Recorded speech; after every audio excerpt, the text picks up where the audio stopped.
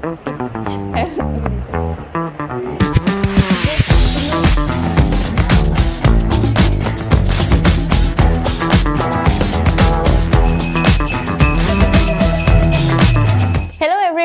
welcome to yet another exciting episode of our very own podcast, Let's Talk Shop, where we get to have a special one-on-one interaction with the creme de la creme of the industry.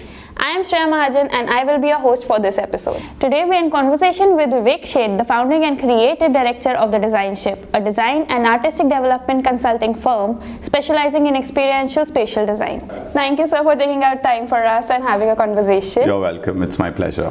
So for the first question I would like to ask you is, like, we all are having our juries right now in the university, and definitely I have been through that one jury and I know what feedback matters to us, and I really want to know how to take feedback in a positive way and not taking it personal. I think feedbacks, to start with, it's very important to understand what feedbacks are. They're always positive. They're always meant to be constructive.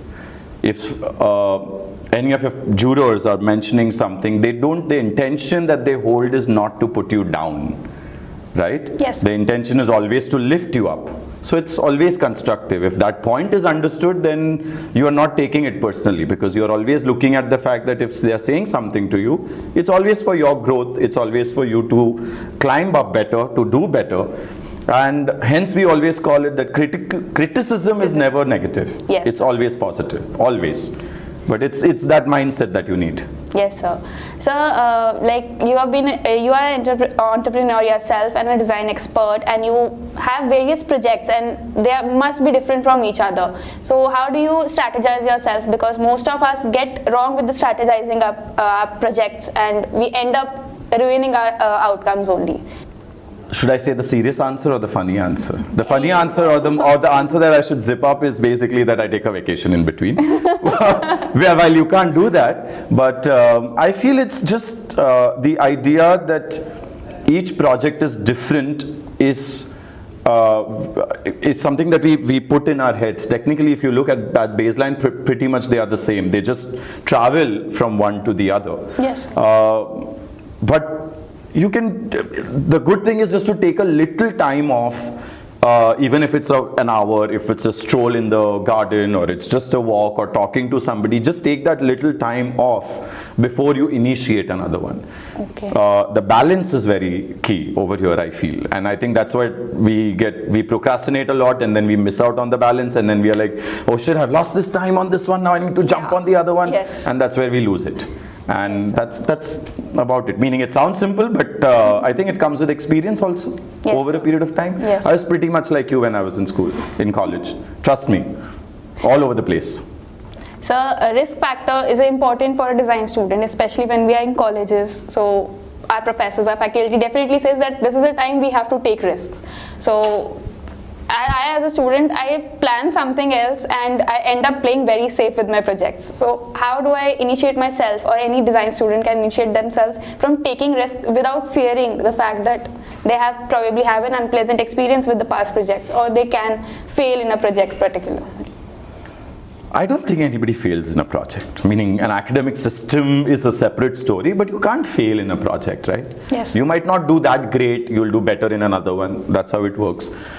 The idea when one says take risks with your project is, and especially to students, is there are two things in a trajectory, in an academic trajectory, is that one is that students are trying to find their voice. Yes, sir. Are trying to find a certain style or variant styles that they can work with.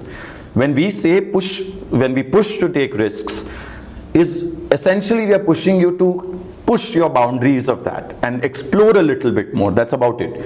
It doesn't really mean risks in the literal financial sense, or it does not mean risk in the fact that you invest that much money, and because what are the consequences at the end of the day? You are in a safe space.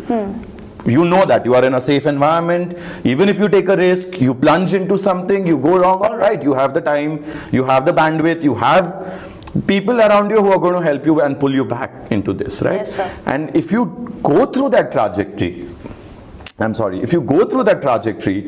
is when you get out in the industry, you are more aware of what your strengths are, and more importantly, what your weaknesses are. Yes, sir. That's it. So the next question I would really like to ask is, I'm I'm a person who's very nervous with things. I'm probably speaking in So am front I. of Secret. I'm probably speaking in front of the camera, but during any conversations or communicating when it comes to communicating my ideas, I'm very bad at it. So how to develop that confidence in myself when I'm communicating my ideas, probably in an interview or in future in the industry, when I have to present my ideas to someone, how to get rid of that stage fear? There is no formula to that, no. Unfortunately, neither is there a pill, I think. There are multiple ways in which one does it. How I do it is I am prepared, fully prepared, and I'm prepared for the worst.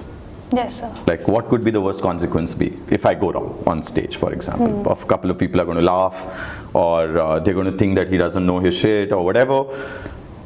To be all right and in awareness of that consequence automatically brings a certain sense of confidence in you, right? Most of the times we falter because we are seeing the worst in ourselves, but we are also seeing worst in people, which is not the case, no? We are overthinking. The best way is to be confident about the work you are about to present. Your arguments, why you've done what you've done. The minute you are in that zone, I'm saying confident, not overconfident. Yeah. The minute you're confident about what you're doing and why you're doing, there's no harm in talking about it. No, you're talking to a friend. You might as well talk about it in front of your jury. It works in that format. But it's also a good thing, I think, sometimes having a little bit of stage fear keeps you in check. That's true. Yeah? I need that tip very much. Keeps you in check, yeah. Yes, sir. So then probably one question would be, in another 6 months or 1 year, most of us would be in the industry itself. So what will be the skills or what will be the personal developments that we need to focus on ourselves as a student currently? So that we Learn to manage your time. I need that. I think everybody needs that. We take things very lightly while we are in college. Obviously, why not? We are in a place where we want to do multiple things. We want to have fun also with friends. We want to live the college life, and especially you're in a creative field, so it's like even more, because the world is expecting you to have fun. There's nothing like industry ready, to be very honest. But the only thing is to be able, there are a few basics, like you should be able to be ready to explore and expand your horizons, to be able to be adaptive to what is coming your way, what is being told to you, be a good listener and be a good observer. That's it. The rest, skills, tools, all of that you're learning in college anyway. It's the application of those skills and tools that is important, yes, right? Sir. So that will happen, you will get to it, and fingers crossed, I think hopefully all of you all will get great employers, guides, mentors to take it easy and take it a little slow, but you'll get there.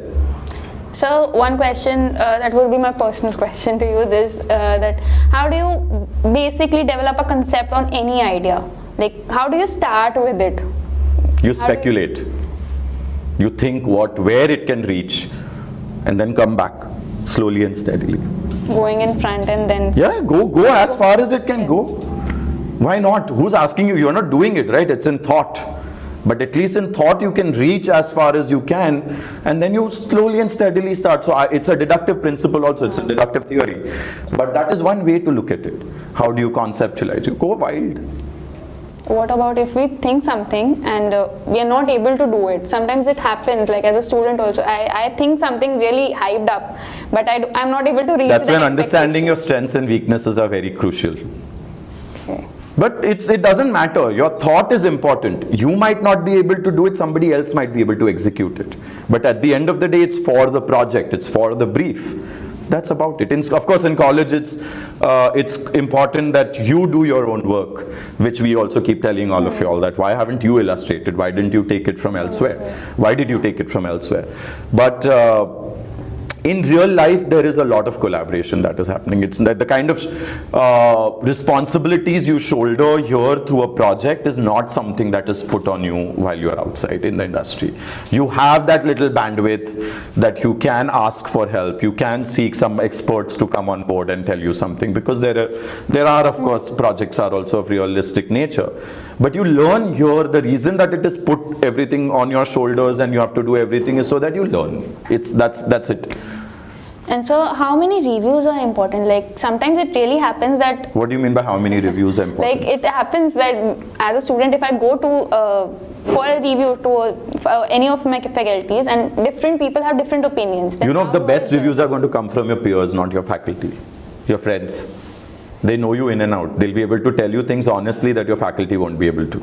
Right. So, and there is no limitation to the number of reviews. The more you get, the better it is. How you process it is important. So, interpretation of reviews is important, not how many you get. How do you interpret it?